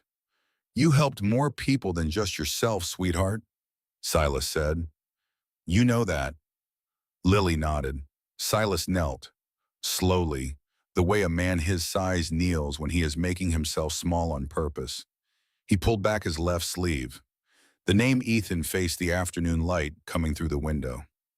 I told you I showed up, he said quietly. That's still true, but you did the hard part.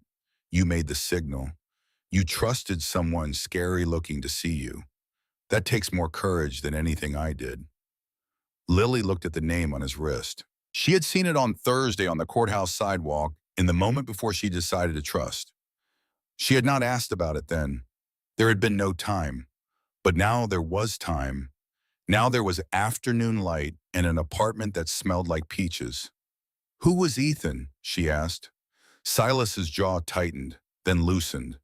The movement of a man whose body was negotiating with his voice about whether the words were going to come out. "My son," he said. His voice was soft, not broken. Soft the way water is soft when it has been wearing away its stone for a very long time and has finally reached the center. He was 6 years old. He was in a foster care placement while I was deployed overseas. Something happened to him, something that shouldn't have happened, and by the time I got home, it was too late. The apartment went quiet. The lawnmower had stopped.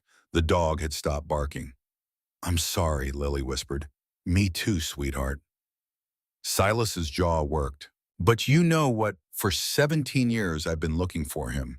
Not Ethan specifically, but the child whose signal nobody sees, the one whose voice nobody amplifies, the one who's alone on a street and running out of options." He met her eyes. "Thursday afternoon, I found you, and that means everything." Lily's small hand reached out and touched the script letters on his wrist. Her fingertips traced the E, the H. She touched the name the way you touch something sacred, something that belongs to someone else's grief but has been offered to you for a moment because grief, when it is shared, becomes something lighter than it was before. "If you ever need someone to remember something important," Lily said, her voice small but clear, "you can call me." Silas smiled, not the tight, controlled expression that passed for a smile in his daily life.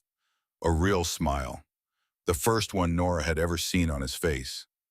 "I'll remember that," he said. He stood, nodded once to Nora. Turned to leave. His boots were heavy on the stairs. His vest caught the afternoon sun through the stairwell window. "Silas," Lily called after him. He stopped, turned, one hand on the railing. Lily stood at the top of the stairs, yellow dress, white sneakers, sunflower on the left toe, bandage on the right wrist. Her left hand rose to her chest, not the signal, just her palm resting over her heart. She did not say anything else. The hand on the chest said everything. "I am here, I am alive. You saw me." Silas nodded. Then he walked down the stairs and out into the parking lot where 112 bikes sat in formation engines, cold chrome, catching the September afternoon. The formation pulled out, one by one. Engines firing in sequence until the sound built to a roar that shook the building and rattled the windows and set off the car alarm on Nora's sedan, which now had a new battery and new brake pads installed that morning by Gage, who had shown up at 6:30 with a trauma kit and a bag of Skittles, and the understanding that sometimes the most important repairs were the ones nobody asked for. Lily pressed her hand to the glass. Watch the formation turn onto the county road. Watch the last bike pause at the intersection. Watch Silas look back once a small turn of his head, barely visible from the second floor. He nodded.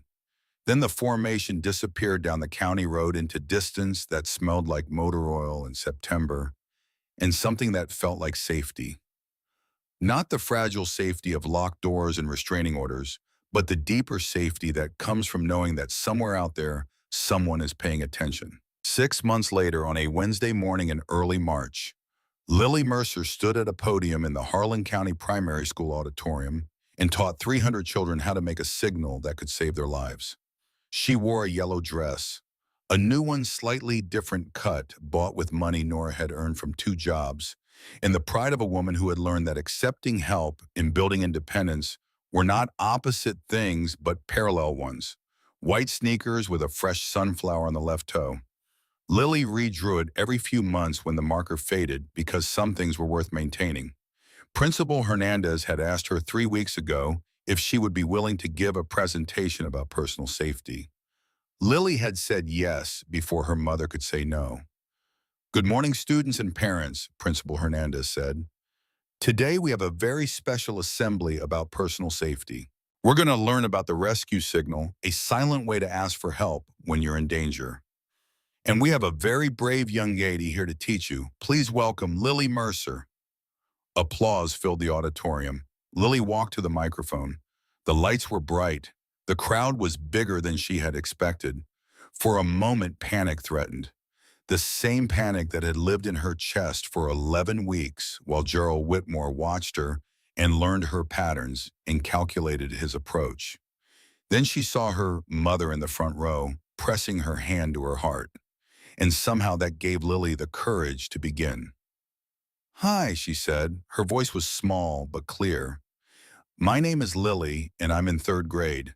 6 months ago, something scary happened to me." The auditorium went silent. "A man who volunteered at my after-school program tried to take me. He told me my mom had sent him to pick me up. She hadn't. For 11 weeks before that, he'd been watching me, learning things about me and my family.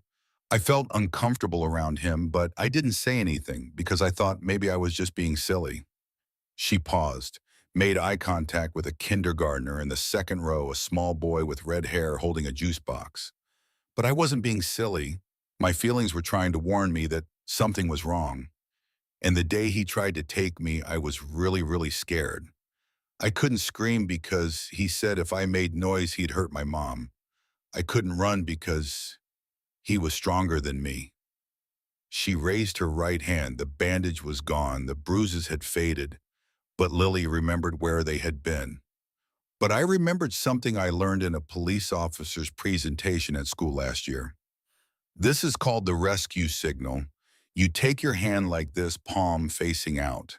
Then you tuck your thumb into your palm and fold your fingers down over it. You hold it for 3 seconds where someone can see it, then lower your hand. It's a silent way to tell someone I'm in danger."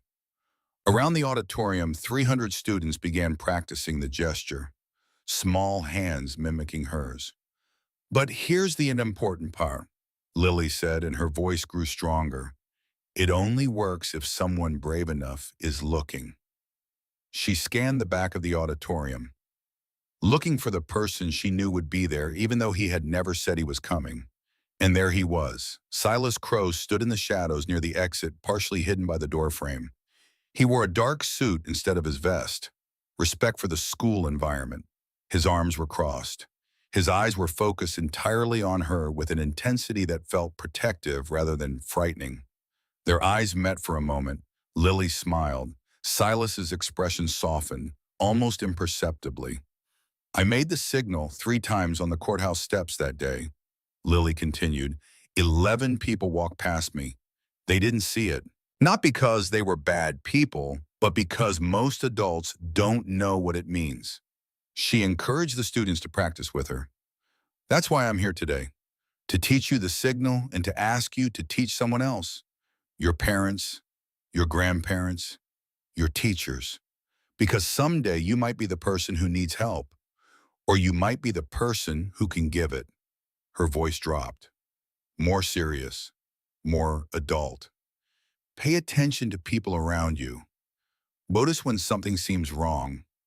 Don't just walk by because it's not your problem, because someday you might be the only person who can help someone who really, really needs it." The auditorium erupted, not polite clapping, genuine sustained applause. Lily stepped back from the microphone. Her mother was crying openly in the front row. And in the back of the auditorium, Silas Crowe gave her the smallest nod. Then he turned and slipped out the door. This was not his moment. This was hers. 3 years and 4 months after Gerald Whitmore was sentenced to 14 years in federal prison with no parole eligibility, Lily Mercer walked into the Harlan County Community Center for the first time since the day she had been taken from its front steps. She was 11 years old, 6th grade, still wearing yellow every Thursday.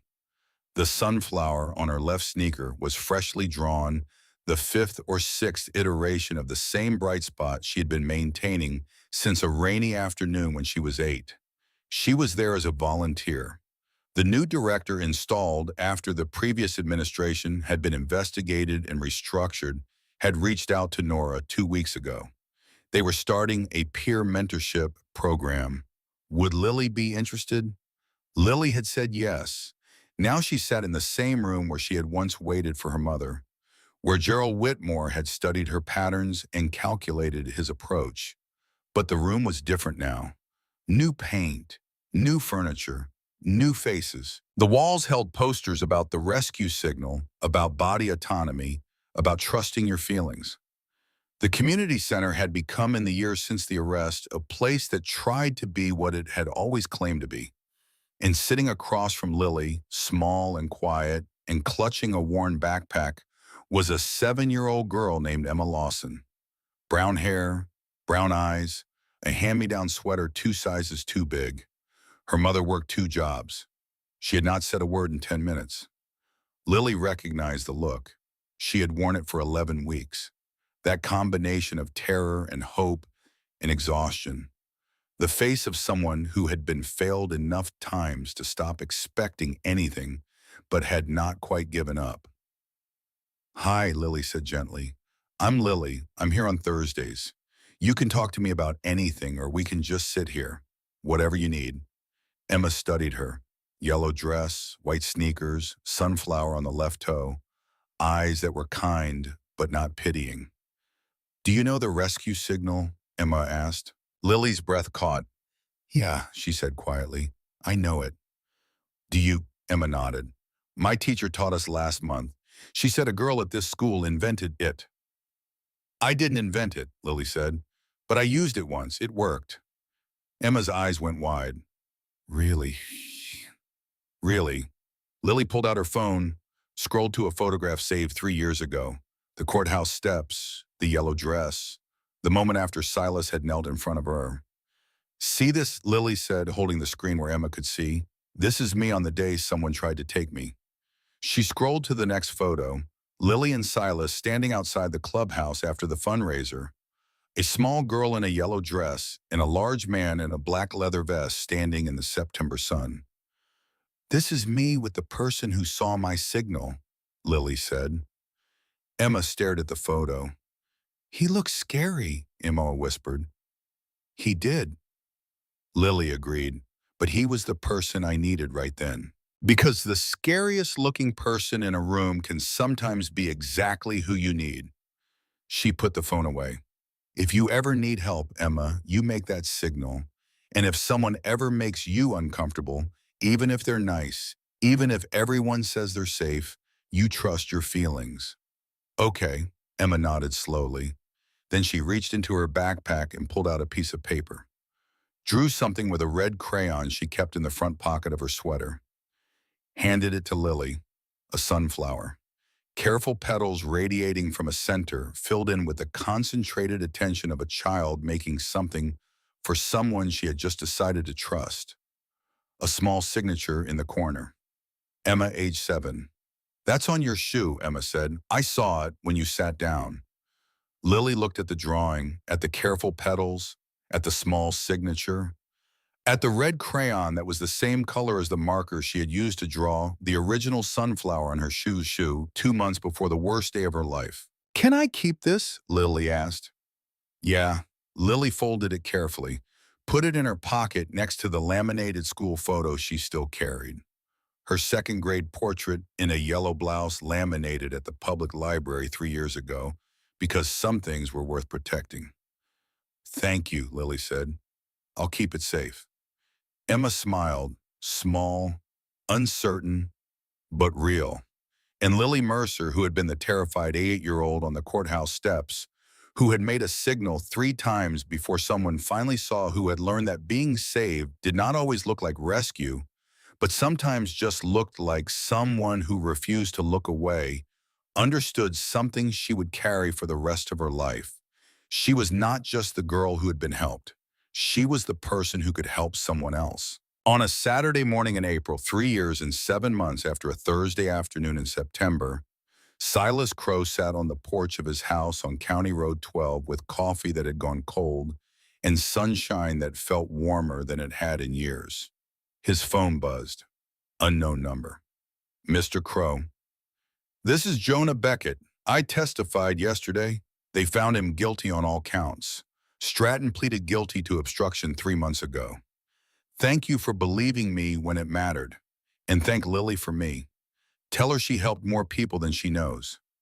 Silas stared at that message for a long time. Gerald Eugene Whitmore, convicted on 17 counts, sentenced to 14 years in federal prison, no parole eligibility.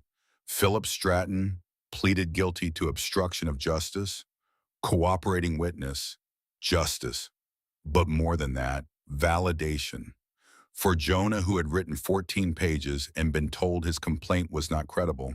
For Lily, who had told a counselor something felt wrong and been told the man was nice.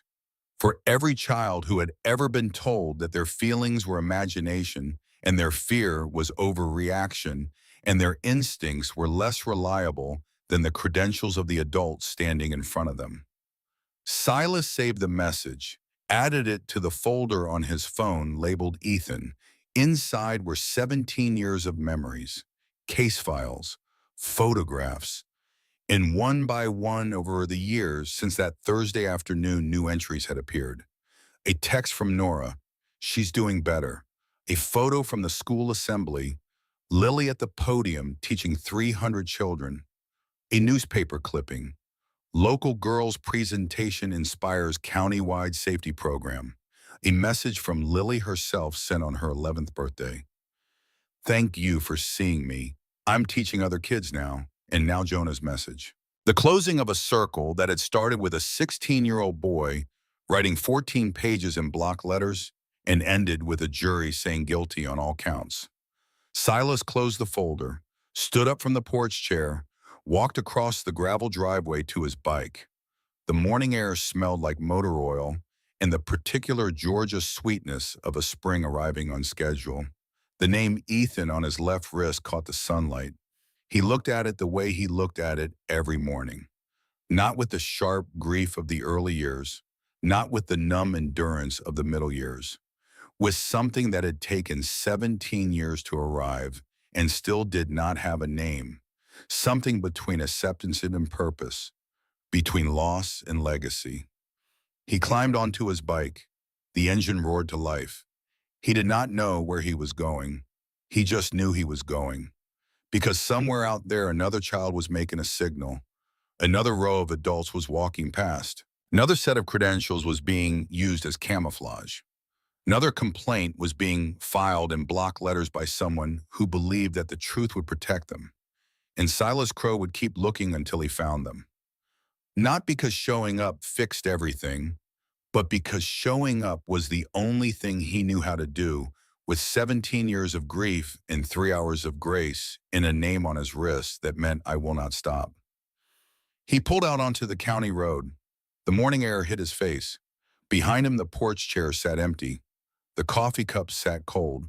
The phone lay on the railing with the folder still open, waiting for the next entry. That was the job. That was the promise. That was Ethan's legacy and Lily's gift, and the only answer Silas Crow had ever found to the question of what you do when the thing you lost cannot be returned, but the thing you learned from losing it can still save someone else. The engine rumbled. The road opened. And somewhere in a community center on a Thursday afternoon, a girl in a yellow dress sat across from a child who needed to be seen and said the words that mattered most. I'm here. You can talk to me, whatever you need.